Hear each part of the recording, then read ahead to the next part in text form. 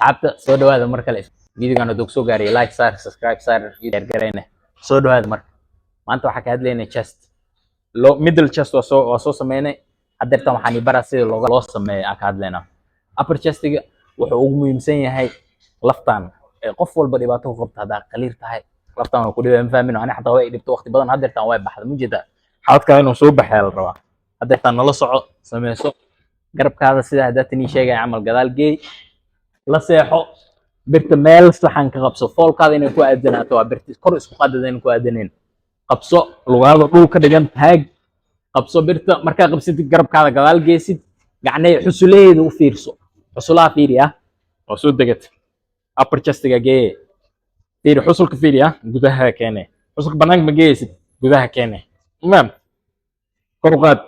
gudaha keen kor u qaad gudaha keen miisaankaada ku darso hadaa kaas كدرت مفهمينه